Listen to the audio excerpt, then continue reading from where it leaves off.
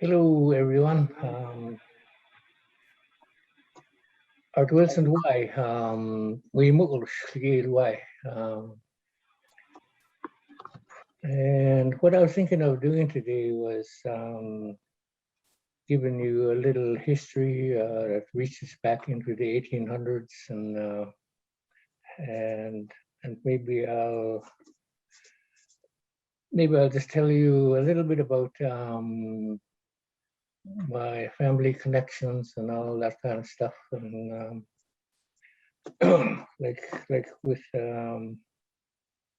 I have three siblings, or six siblings. I mean, I'm just thinking about the now thing, and my oldest sister is Emily Wilson, and Dolores Wilson, and Connie. And my oldest brother is George Wilson, Vernon Wilson. He passed away in 1985. And then there's me. I was the baby of the boys. So, and I think with our lifetimes, we went to the Indian day school and all that kind of stuff. But in the meantime, a lot of my friends were getting shipped away to residential school, and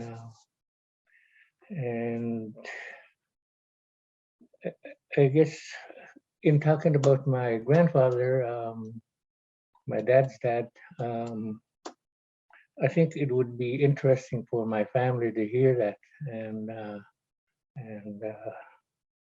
the big part of my presentation, I think, is maybe talk about the beginnings of the court case, the famous Dalmore case at Kispiox, and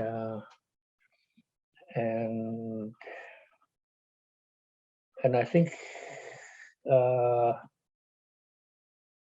nobody knows how it unfolded, and I was there the whole time, so I thought it would be very interesting history for you, and maybe I'll talk about a little bit about some of the players and the quotable quotes I heard back then, and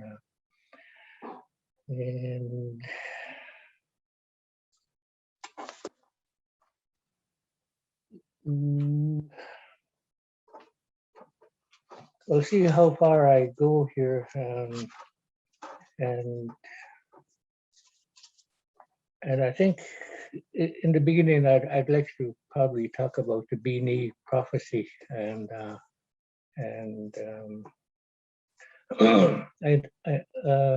was just wondering what you guys thought about what I'm saying here. Does it sound interesting to you, or? I see Jason nodding his head there. So, yeah, that'd be very interesting. Oh, okay. So, and I think with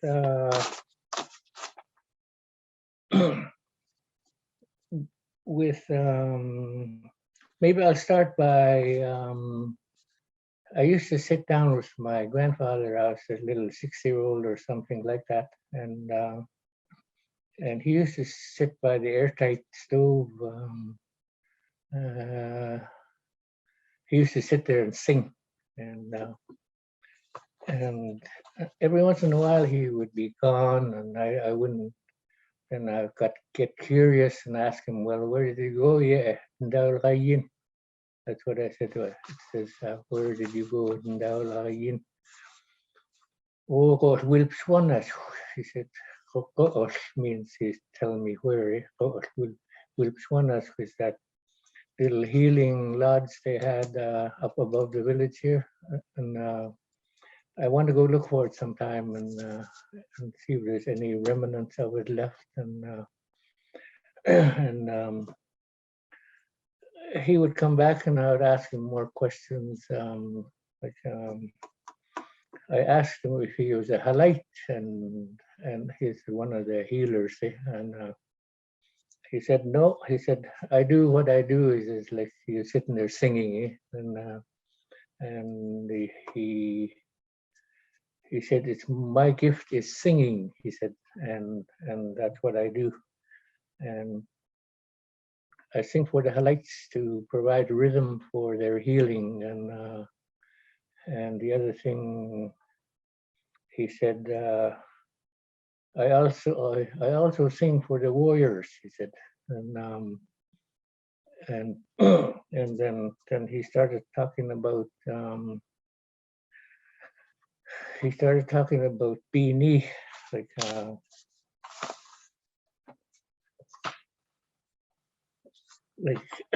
he said Beanie was with Odin, and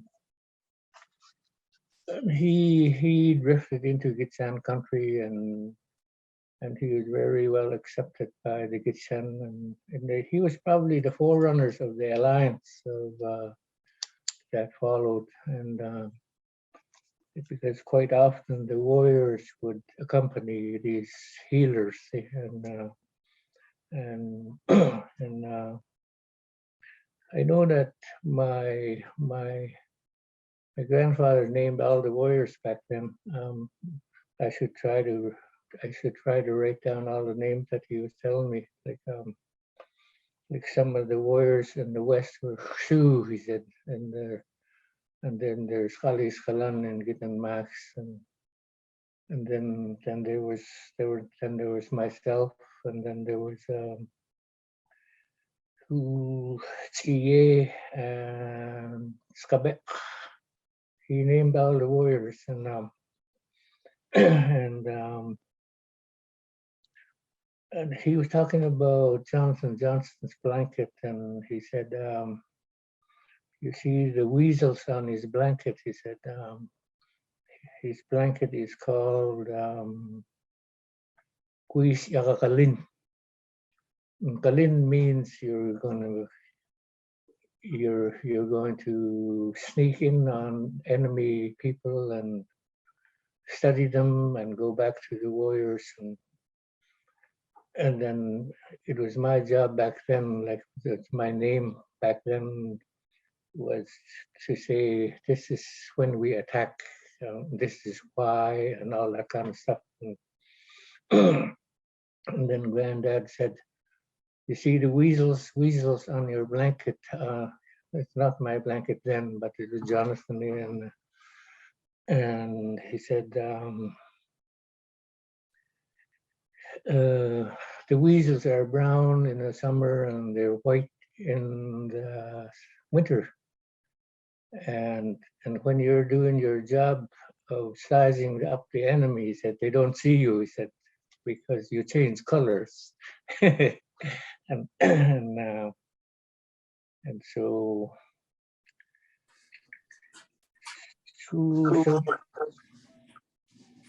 hello, Carissa. Yeah.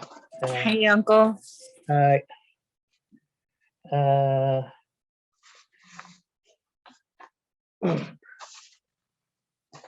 And he was telling me, like we used to send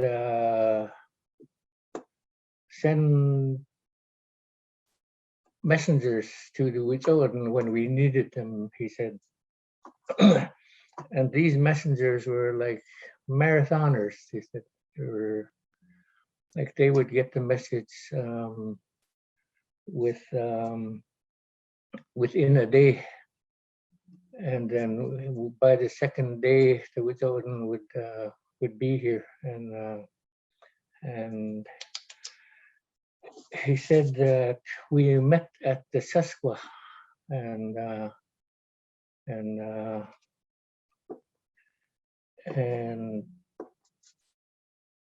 then he would do his thing. He would sing for the ceremony. He called the ceremony Kilchak, he said.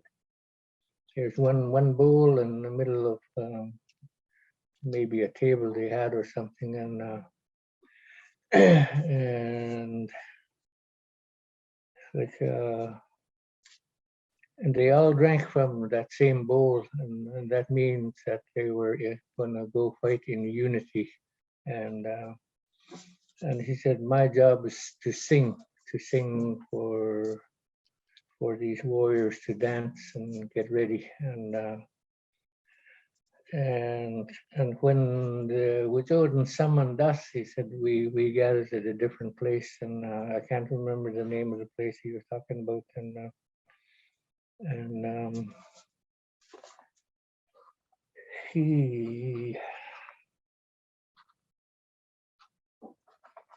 He was talking about warriors of 10,000 years ago. He said that the warriors had their hair like this. He said, like like it's so you can't see what they're going to do. Like that was the whole idea. He said, and by the time he became a warrior, he said, like things were a little bit different, and they practiced warfare and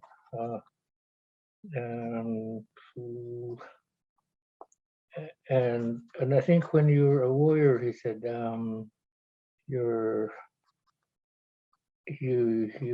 have to be intimidating, and you have to be good, and if you're not good, you're not going to stay alive, he said.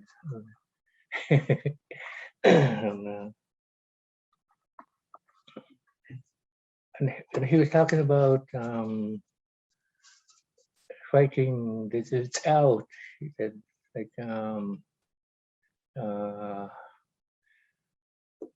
this was probably before 1900, and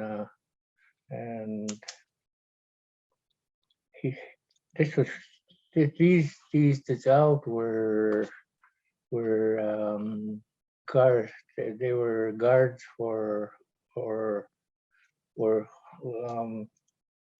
the fur traders, and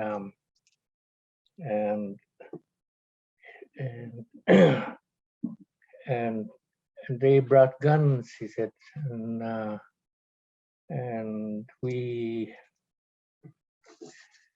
at first we didn't know how to deal with guns, he said, and then and he said they noticed that there was a lull after some shots were fired, and they figured, well, there must be something about these guns that when there's a lull, we'll advance, and I guess he was talking about muskets, I guess, or they had to load them powder and load the steel ball or something, and towards the end, he said, we discovered they lived underground. He said, because these warriors were from the Iroquois and the Cree, and once we discovered their village, he said, as they came out of their underground houses, we picked them off, he said, and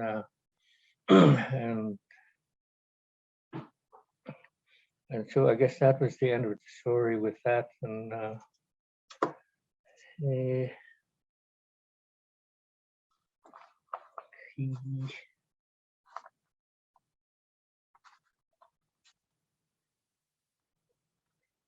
yeah. So I guess when I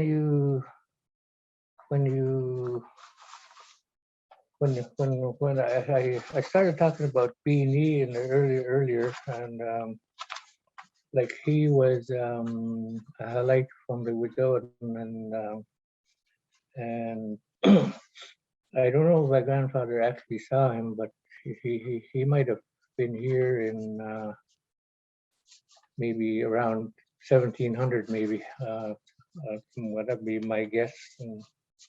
And but I think his legacy lived on. That's why even as kids we heard the story, and I think he used to practice with our halites, and and and my granddad was saying the halites had different specialties, and that's why they worked together. He said, and then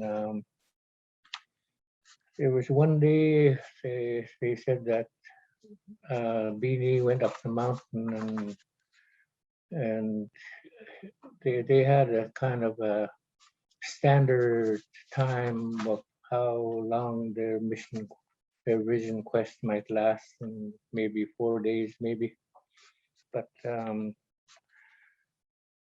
it was like Beanie was missing for 5-6 days or something like that, and the halites in the village, they said, well, we better go look for him, because he's kind of over the limit here a little bit, and and so they went up the mountainside, and they found Beanie hanging on a tree. It was kind of like a fork in a tree like this, and and I don't know why he hung himself up there, because maybe kind of out of reach of the animals or something, or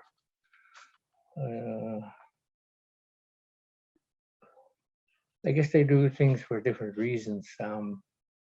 Maybe like so the halites took him down, and they brought him down to the village, and when Beanie came to consciousness, he said, "This is what I saw." He said, he said, "One day the ghosts will come." He said, and I think when the fur traders first showed up, like the people said, well, these must be the ghosts. They're here, and my aunt was telling me that all the kids were hollering, "The ghosts are here! The ghosts are here!" And everybody went outside, and they were trying to figure out who these white people were. They had beards and whiskers, and it was mostly their beards that were noticeable, and and some of the people said, "I think there are porcupines that turned into people." They said that was what they thought, and that was their first experience with white people, and the other thing Beanie said was, one day the big dogs will come from the sky, and when the horses showed up, they figured, well, this must be the big dogs that he was talking about, and he said, one day you will go far away places that you don't even know are exist, and and so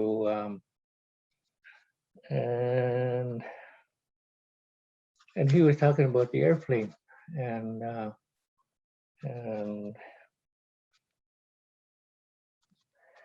yes, the other thing he said was, one day the snake will come up the river, and when CN built the rails up the river, and the people thought, well, this must be the snake that Beanie was talking about, and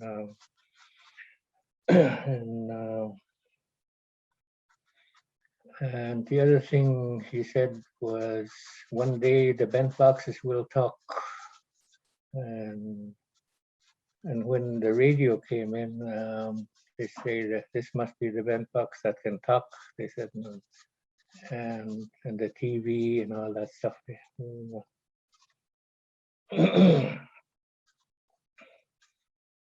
And I guess the other thing he said is that one day that you'll talk to far away places that you don't know exist today, and it's like the telephone or telegram and all that kind of stuff, and like even Zoom today. Yeah. And but I think the last thing he said, "I'll be back," he said, and people are kind of wondering if Beanie was back, and and so that's the story of my grandfather of when I was a kid, and like when they were passing me around,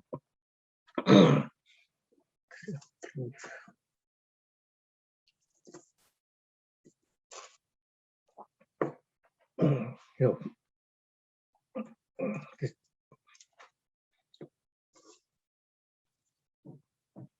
you know,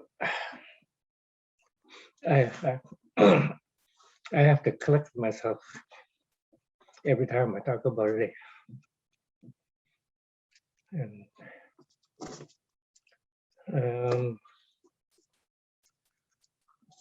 like I used to go to my dad's pole camp or at my grandmother's state, just so they don't pick me up for residential school. And a lot of times I went up with Johnson Johnson on the land, and and I was probably gone about 6 months without seeing my grandfather. And you know, I finally came home,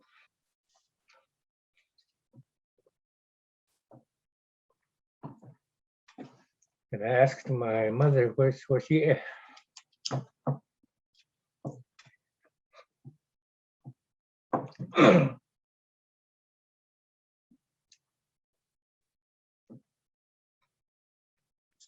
You know, and she said he died 6 months ago, and I just left. And then I was talking to him, and I was talking to him. I said,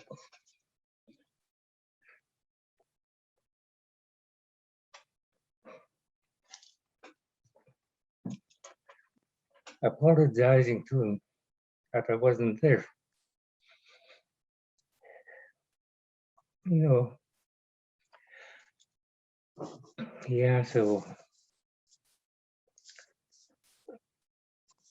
I think I seen so much through his eyes at the time, and I think I was one of the lucky few to look into the 1800s through his eyes, and he was telling me all the players, and and I think in knowing even what I saw, like and then you hear me, and then you can begin to see the depth of history that that we can probably start putting two and two together of what happened, and then so I think like in the 1970s, with my dad,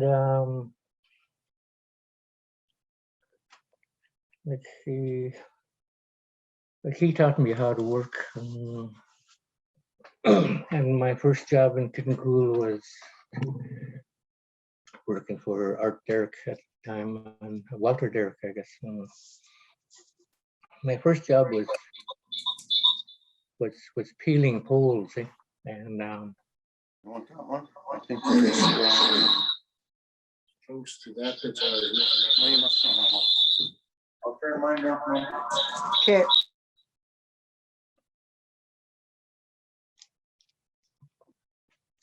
yeah, like he was he was always teaching me how to work, and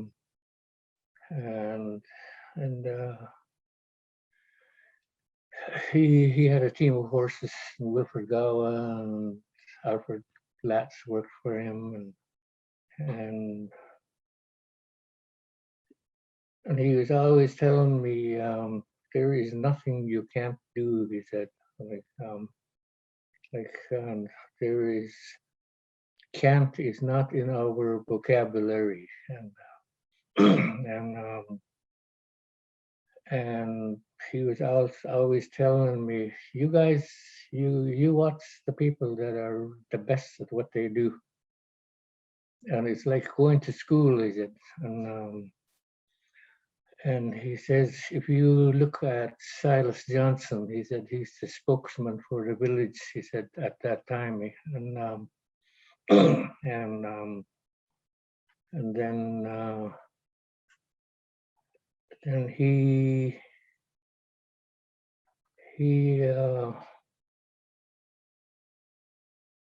and as time went on, like Tim Angus was our spokesman. He was our Kaldamalgach, and like usually if we met government people, we put our best forward, and so so those are the kind of things that he was telling me, and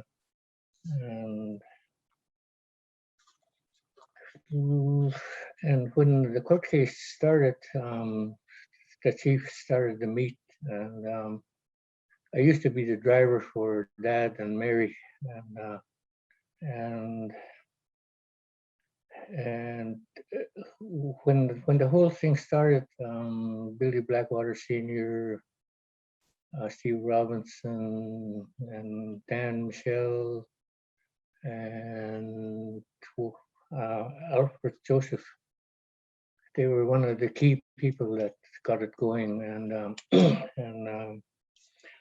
they hired Neil downstairs and Don Ryan and all those kind of people to get things organized, and they were starting to hold meetings of why they were doing what they were doing, and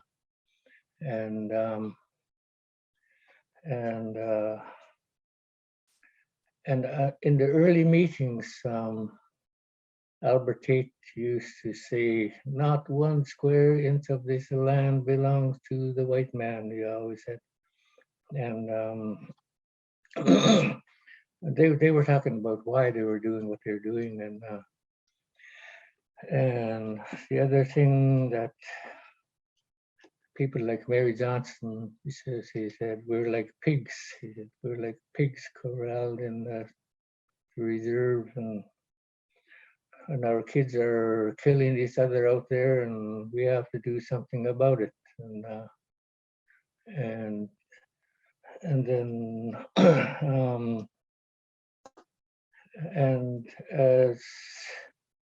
as we were going to different communities, raising money and all that kind of stuff, and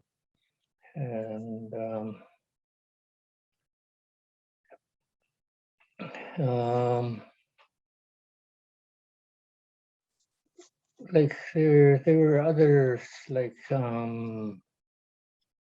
Walter Wilson and Art Ritzdale. They were always saying,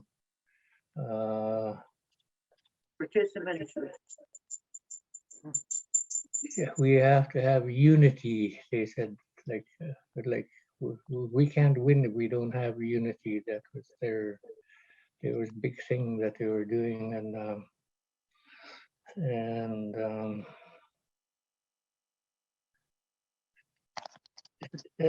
I think as far as I went. I was just a driver. I just. But I think the Albertites were always seeing who was there, and he was saying to me that you're one of us, he said, and I didn't say nothing. I just sat there and listened, and he was called in the smart ones. They said, "You guys are the smart ones, and we're going to need you." And and then. Yeah, I can read and write. I guess maybe that's what he called the smart ones. And howdy, Paul. Yeah, it's Rosaline. Yeah, and so I think when the case actually happened, like the planning stages. One of the big people there was Peter Williams. He's from Gitxsanimx, and he was telling us what the court means. Like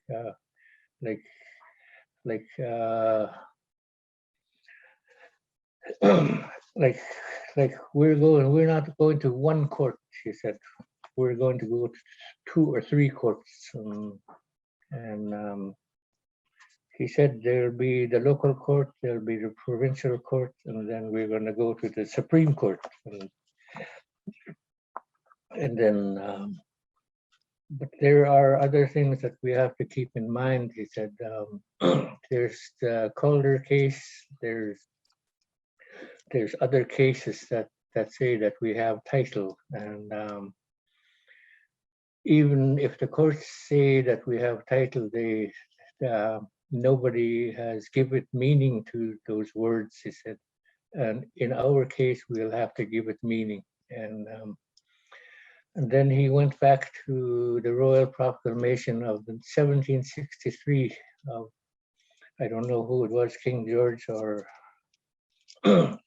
yeah, this was when the Mohawks were burning down their forts on the East Coast, and they didn't know how to deal with them, and they drew up this 1763 thing where they said the government had to get consent from the Mohawks and all those kind of stuff. And Peter Williams said, like, there was no meaning put in consent, he said. So we'll have to put in consent of what it means. And so they started to bring a lot of more people in, like they started to bring in Artis Wilson and people like Herb George, Marvin George, and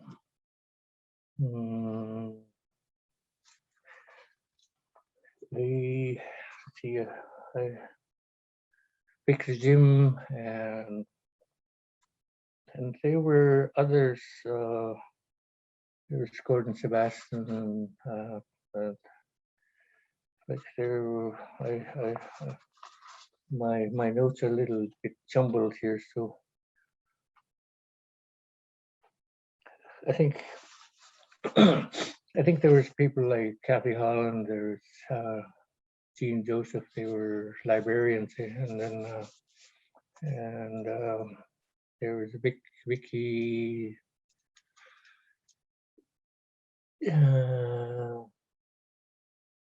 Gitxsanimx, anyway, I can't remember her last name now. Well, and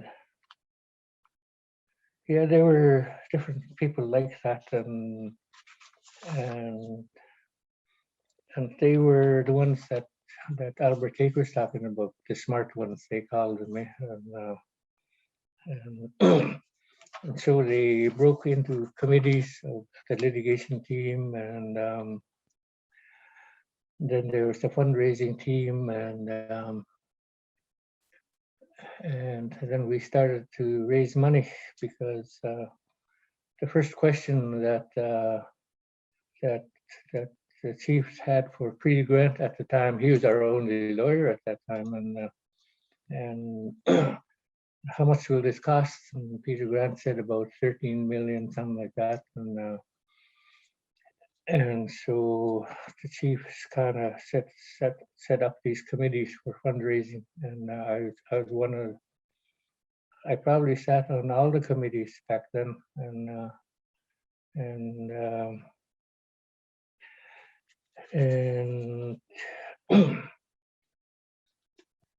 and then we looked at the lineup of how are we going to shape our court case? What do we want to get out of it? And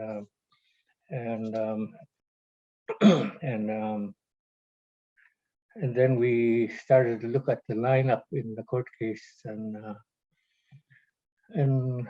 like my suggestion was we put Mary Johnson up front, and I said we put Mary Johnson up front because nobody kicks her around. I said, and she'll set the tone for the whole court case, and so we went to Smithers to start the court case, and Mary Johnson and Mary Mackenzie were first, the two Marys, and Mary started talking about who the chiefs are and why are they chiefs and what are their jobs. And if they're chiefs of something. They're the chiefs of the land itself. And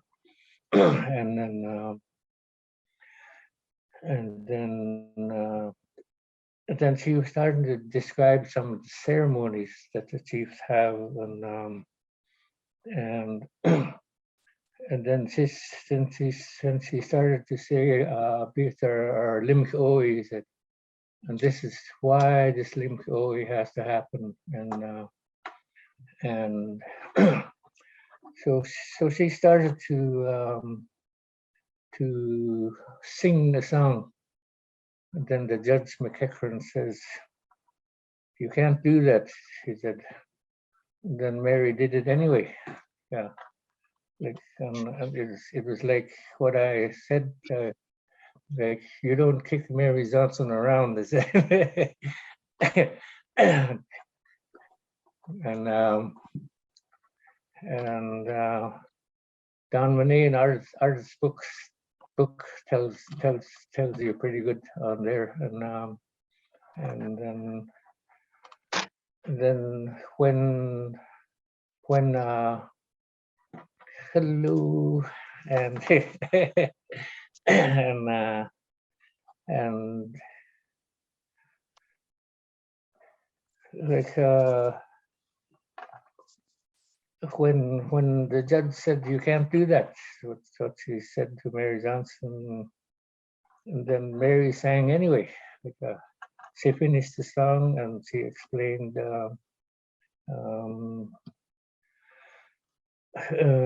what it was all about, and then the judge said, "I didn't hear it. I have 10 ears," is what the judge said.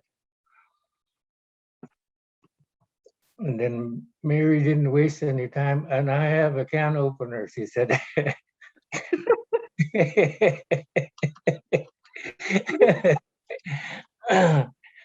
Yeah, Don Monet and artist book, they talk about that.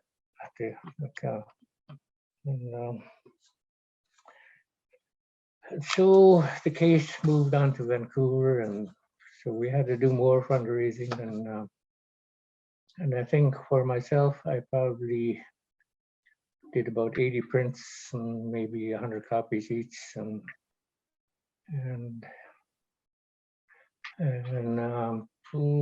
gee, I don't know how much I raised by myself, but I think I know when Tiger was alive, he was saying we'll have to celebrate. He said, and I said, well, I don't have anything to celebrate. I said, I think throughout all this fight, I said, I lost everything. I said, well, let's go get some beer then. so that's what we did. We did our own celebration, and yeah. So I think when you think about that, there were so many things that nobody knows about it,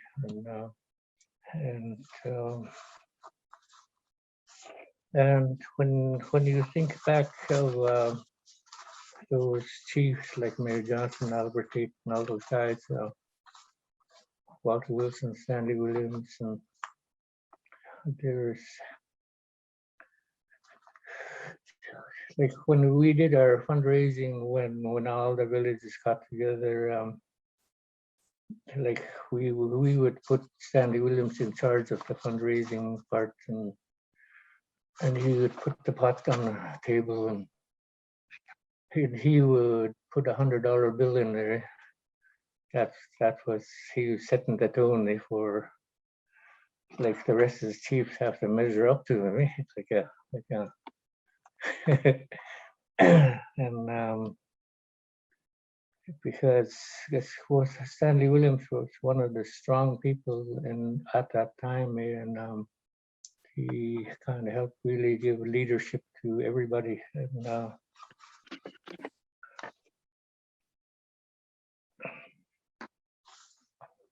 yeah. Mhm.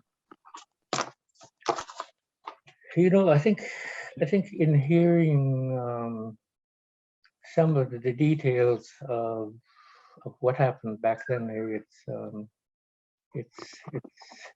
it's what I saw, and that's what I wanted to pass on to you guys of some of the players back then, and they were thinking at that time was that they had to do it because they knew the land, and if we wait for the next generation, we won't be as strong, they said. And so it was kind of like a now or never thing for them,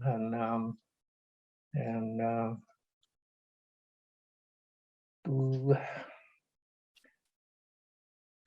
yeah, I remember Albert Tate. He was always so good to me.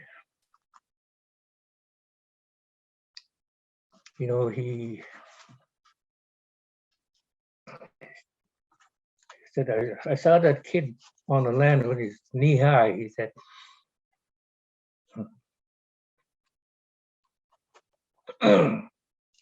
I used to ask him, when I met him on the street, I was wondering, I know a lot of the mountains around us here, and I was asking about 9 Mile Mountain there, and I said, "Quid of these waters for these two?" I said, "What do we call that mountain?" And Star-eyed, he said.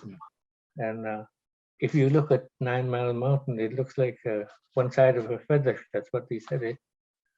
And that's why they call it Star-eyed. And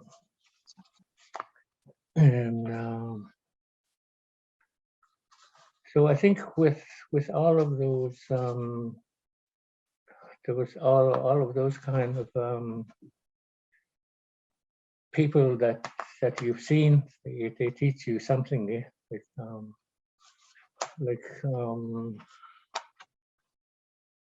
Like with all my travels with Johnson Johnson, where Wilfred Lee lives now. Like back then, it was just a wagon trail back then in the early 1950s, and we met a pack of wolves there one time, and then Jonathan said, "Keep walking." He said, "Keep walking. Don't show no fear." He said, "Just keep walking now." And then and he was loading up his 30-30 while we were walking, Um,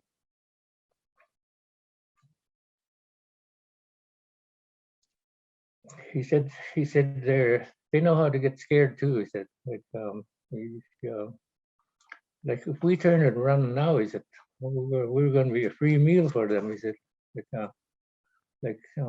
you have to show them who's the boss. He said. So we kept walking. And he loaded up his gun. He said, "You see that one with the dark face?" He said, "I'll get him first." He said, and so we kept walking, and then the pack of wolves, they went sideways and they went the other way. And so he said, with wild animals, he said, even a grizzly, he said, you run into a grizzly, you have to show no fear. And there has been stories, he said, where some of our ancestors are nose to nose with the grizzly. He said, it's like that thing, if you corner a little mouse in the corner, he said, he's going to fight, he said. So you're that little mouse, he said.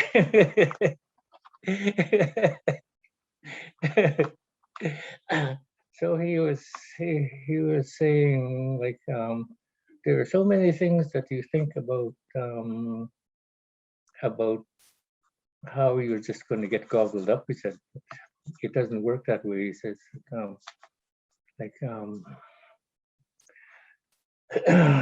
yeah. So I think with my experience with the elders, I think I'm 73 now, and I've seen a fair bit, and I think I'm kind of lucky in a lot of ways, where even if life wasn't so fun, I learned a lot from the elders. And yeah, I've often thought about maybe writing a book about it, but I've always thought if I did that, I'd leave it to my family and they can do whatever after it. Yeah.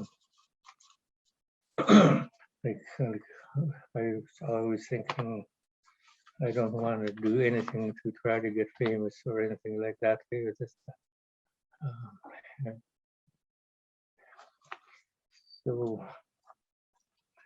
So maybe if some of you can say something, and if you found it interesting, or Yeah, thank you for sharing. It's very interesting to hear all you had to say. Oh yeah, thanks. Yeah.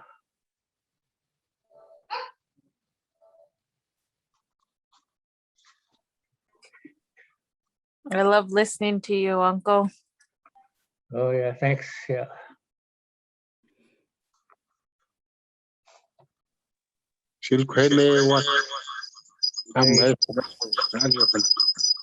Oh yeah.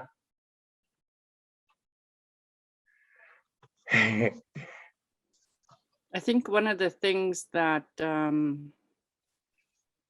I've noticed about Wimuckles is how humble you are, and I really love that about you.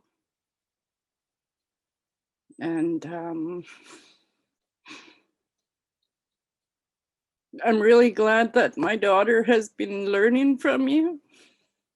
Mm-hmm. Krissa has had 2 years of learning from her uncle, and I've been learning from her, because it just seems like I missed out on so much. And yeah, so the knowledge that you have, it's just amazing.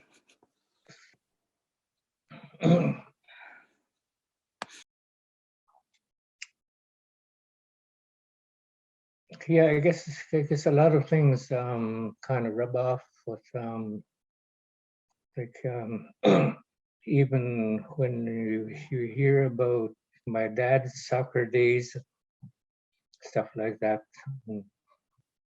and to have played to have played soccer with Philip, and he was another amazing person. He could have been in the pros.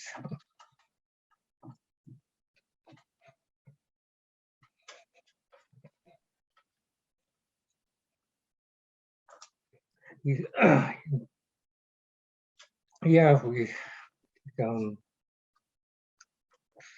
yeah, that was a lot of fun to be a part of that. You know, I remember when I first started playing ball, I asked Willie Morrison, I just want to play one game. And so we played Kittencool and Kittunga, and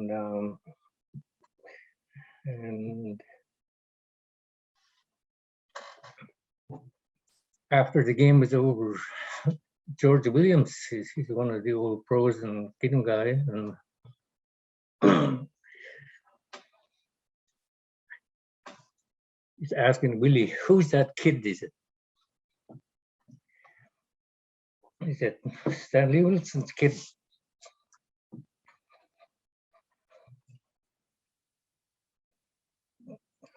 Then George Williams said,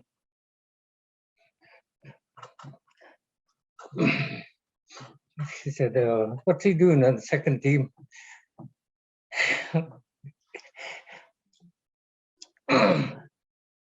And then Willie Morrison said, "I'll get him on the first team."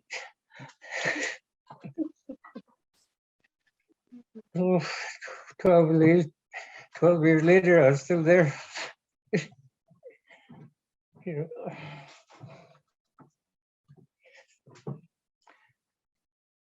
You know, it's kind of so sad, you know, when teammates are not here anymore. So that's, it can be so sad to think about it. So,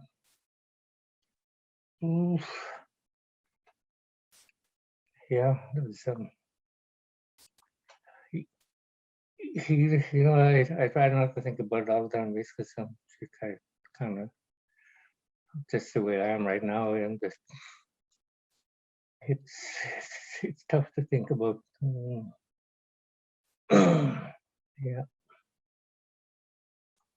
Anyway, I'm glad to hear that you guys enjoyed my little talk here, and I was kind of happy to do that. And even when I was thinking about it earlier, you know, I was doing this all by myself, and I was thinking, but when you start thinking about the loved ones that are not here now, you have so many fond memories, and I think about the Johnsons, and I used to be scared of my Aunt Mary. I thought she was going to give me shit one of these times. And she always had her genuine smile, like she never ever gave me shit, and I was really expecting it. You know, I think even if she did, I would think, well, I had it coming. Yeah. But thank God for Mary. You know, like her reputation is you don't mess with Mary. Yeah. So I'm just glad to be a part of her life and all that.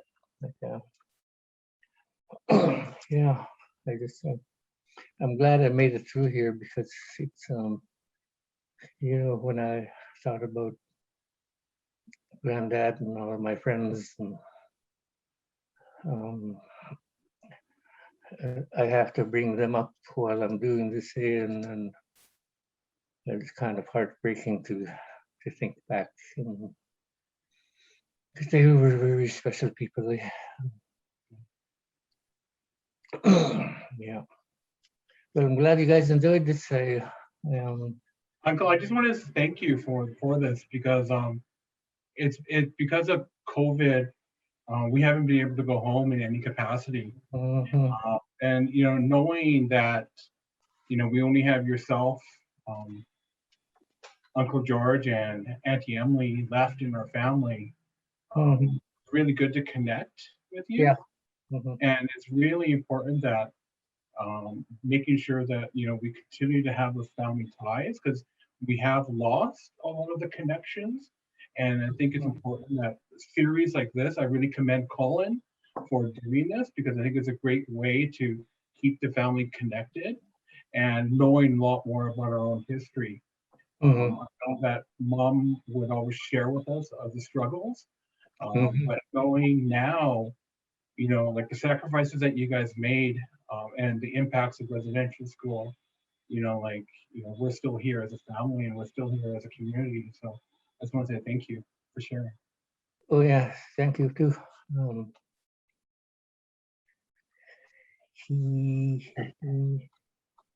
I want to say something, Uncle. Yeah. I remember the time when we were small and you came back in your fishing trips, and I used to remember how happy we were to see you, and it was just a big celebration when you came home, because I remember you used to always give us money and we'd go run and spend it. That was like really happy times at that time, and I didn't know anything about the tin ears, and now I know, like, I'm what that was about. And I do classes with residential schools and colonization, and we do talk about the Dalgutmuch court case. And I just talk about what I read and how the elders had fundraised to go to Vancouver when it was in Smithers, and to tell the kids, that this wasn't funded by anybody. It was funded by all the whole community that sent our people to fight this big court case. And now I have a little. Now I have some information about the tin ears. And I wished I was here a little bit earlier, but I had an eye exam, and but I wouldn't mind to hear more stories. I think Colin will have it on YouTube, he said. Okay. Yeah. Happen. Oh yeah, thanks. I really love you, Uncle. Thank you. Love you too.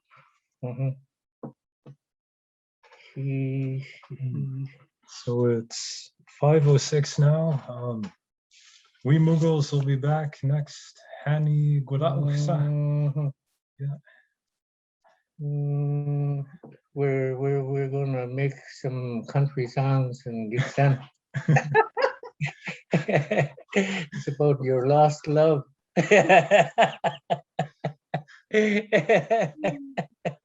Mughals sings the blues. Is what Paul.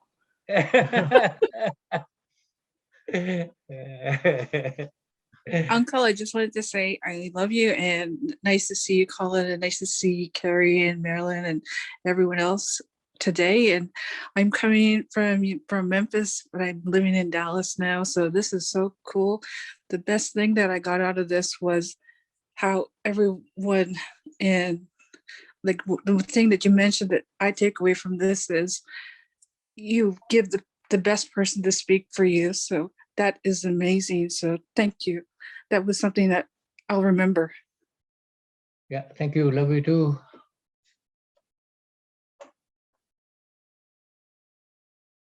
Mhm. So I guess just a quick update. If you haven't seen the poster already, we're gonna have Victor and Teresa Stevens teaching on Friday. So I'll be putting the link on my Facebook page and Kispiox events for people to check that out. And we're gonna keep trying to expand. If you know any more language teachers, any folks that would be interested in coming on and teaching and talking, and like the band office is providing a stipend, and I think there's a lot of people in the community who really just want to see gatherings happen for the sake of learning the language, learning our history. And since we're all cooped up in our houses anyway, this is a good chance to start to grow this network. And just like the old days, we're all hanging out, hearing the language, hearing the stories, and hopefully soon we'll all be speaking Gitxsanimx. Wait, Gitxsanimx. Gitxsanimx. Gitxsanimx.